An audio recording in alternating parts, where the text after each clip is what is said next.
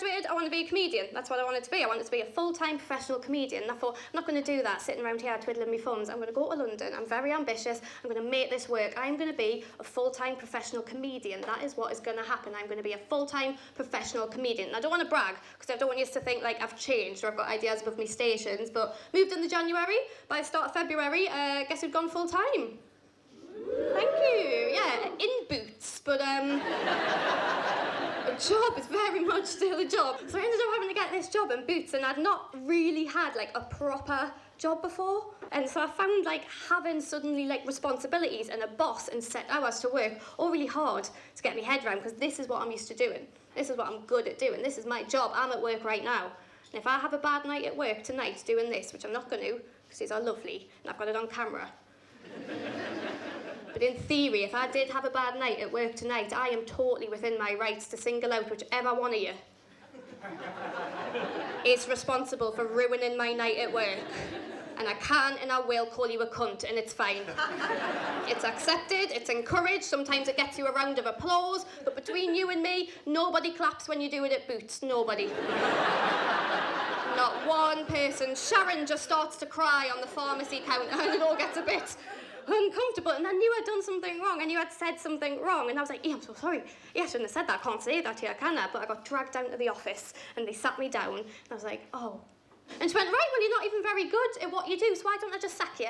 Why don't I let you go? You're not very good at what you do. And that's when it proper got to us, because I am so ambitious, I'm so competitive. I was like, how dare you tell me I can't do something? No way. I am going to go out of my way to be the best till bitch that has ever worked in this shop. I'm going to give the best customer service that anyone gives. And I was like, right, don't know how to do that. Don't know how to be good at my job, but I need to be good at my job. And anyone who's worked in Boots can back us up on this. The top two things you sell, day in, day out, are just tampons, meal deals. That's it.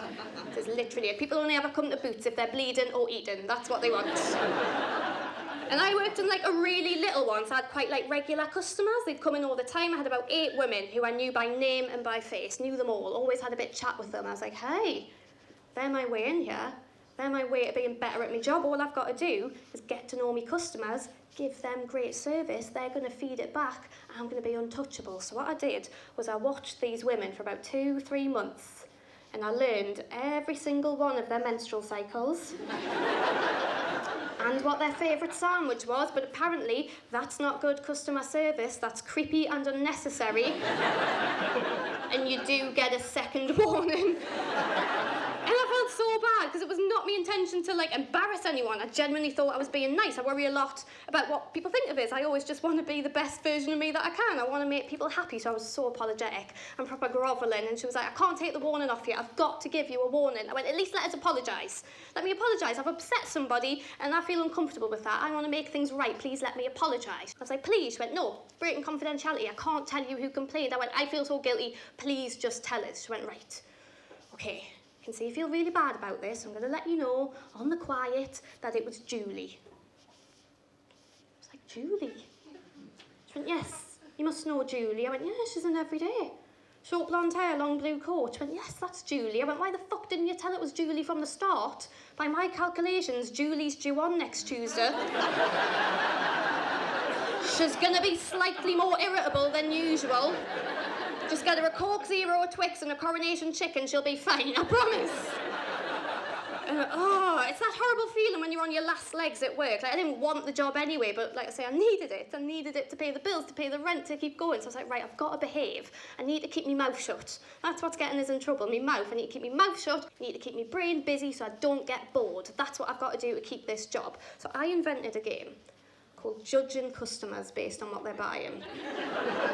And everyone who laughed at that has worked in retail.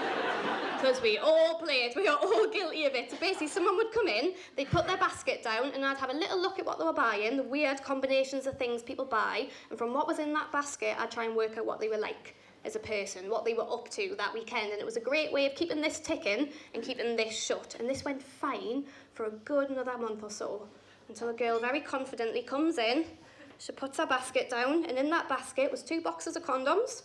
Fine. responsible, good girl.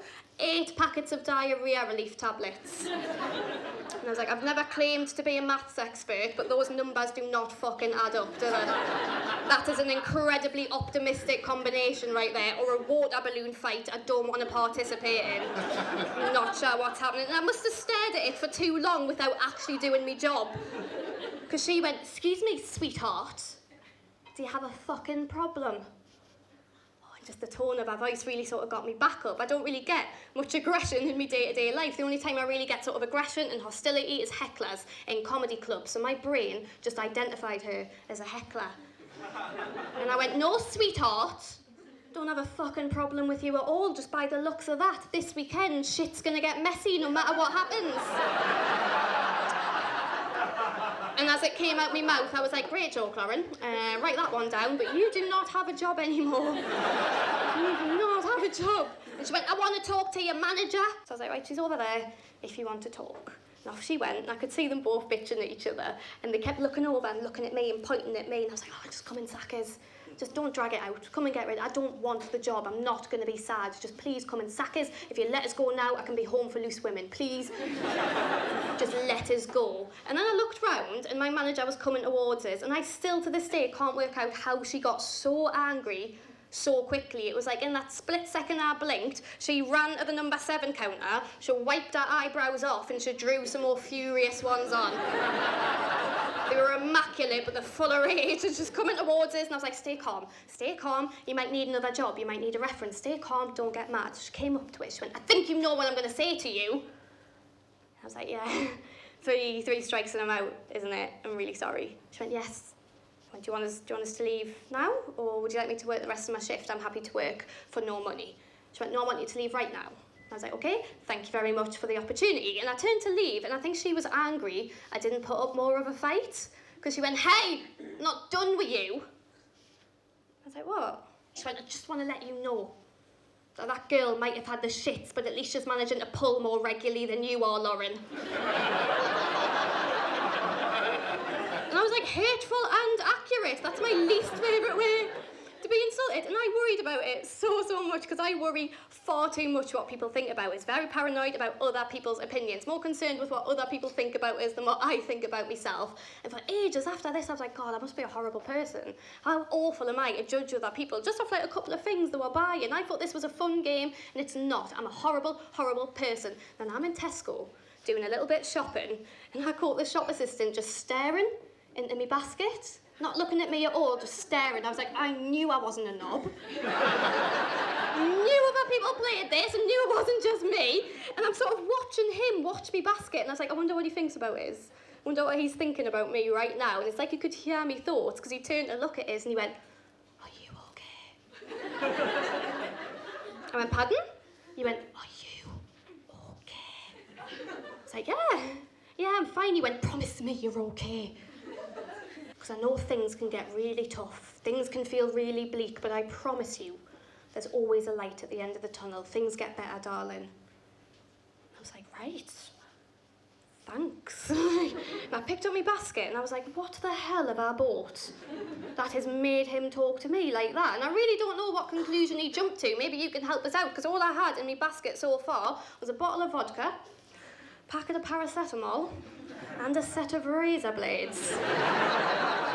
And it was a Monday morning in London, so I wasn't fucking smiling either. And I got so worked up about it. Like, I'm so irrational that my brain always jumps to the worst possible place. And I bet there's logical people in here. There's bound to be. Even if half of you are logical, you would have stood there and thought, so fuck.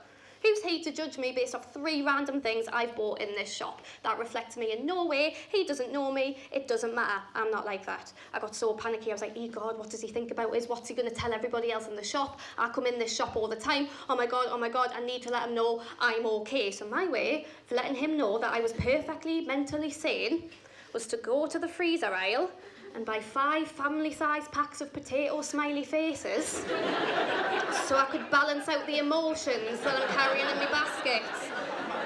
Ridiculous.